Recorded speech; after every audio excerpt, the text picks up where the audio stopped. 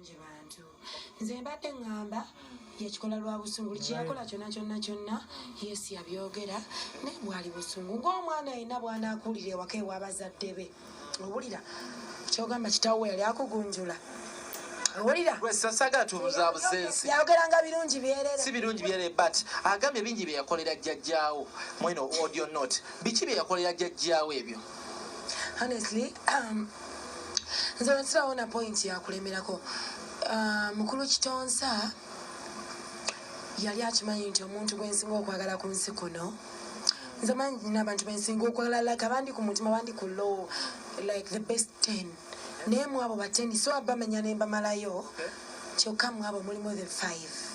nembeyo nenga jjajja wange yasooka number 1 biki bye yakolera jjajjawo mu audio note agambye yabakolera ebintu bingi nnyo twagala tubeere very clear Grace Khan biki bye yakolera jjajjaawo kati nga Uncut Kalakata baagala okumanya ebintu mukulu kojja Kitonsa bye yakolera jjajja wange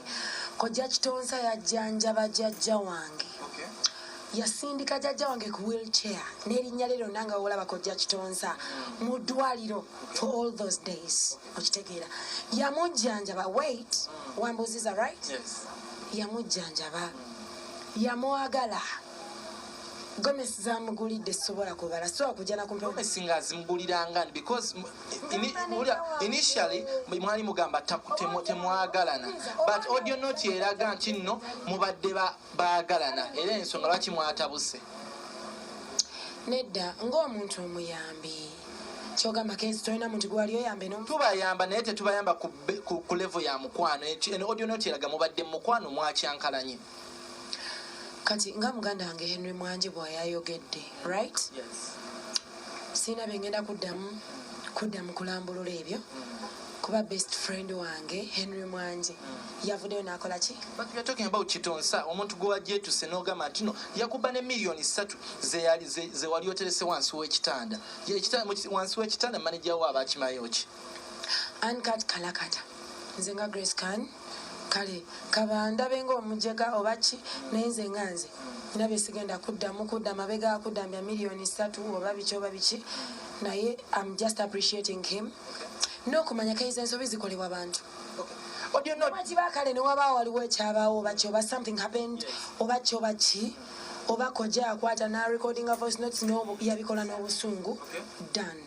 audio note emu yene egamba ogenda oli amabanja ng'olaga nti nno takuwa ssente obadde mukyala wa wakaira weeyanjula mu bantu nga mukyala we watuuse ne ku ddala odibye otuukawo nti nno weesiba ku basajja ekyokudiba sina kiwuliramu omuwayiriza anti ngamba kasita otandika okweyanjula mu manya g'omusajja ng'omukazi agenda ku kyakudiba that means yandibaddeko engeri endala gyakireetamu kojja Kitonsa si ye muntu omusirusiru oba atategera ovaayo okwogera ebintu byokudiba bibeera bya maka kitegeera byokwogera ebyo mba ate omukazi aliwa no tali alina omukyala ewaka ate yakazala kitegeeza ebyomukyala be sigenda byogerako case njogera ku byaffe audio notes nyingi ezisatulating to be honest with you ate ebintu bingi ebikyajjamu eno kubanga tuvayo n'ogamba nti no temweyagalangako ate kati lwaki oba oli amabanja nti Kitonsa ajja kusasula kubanga yali manager wange era paka kati manager wange kyova olaba amabanja saali amabanja lwakuba buli muntu waddembe okutwala ekintu nga bw'ayagala okola ki okukitwala oli ayinza olaba ekintu nga amabanja kati nze omukazi ali mu Kitonsa events logo eyo yakabi kitegeera so ali amabanja wabula abantu betukolagana nabo case nawe olina gyogendeyo olinavayo nakola ki nakubako eggulira ebbi kyenagambye nti Henry Mwanje ebintu ebimu yavudde nakola ki yabitanyiza nga mukwano gwo but Grace Khan lwaki oba weesiba ku musajja nga te yalaga takwagala ate nga gwolaga oli deep in love naye yabalaze nti tanjagala tasobola kubalaga nti tanjagala lwa nsonga ensonga zino nsonga za mitima kati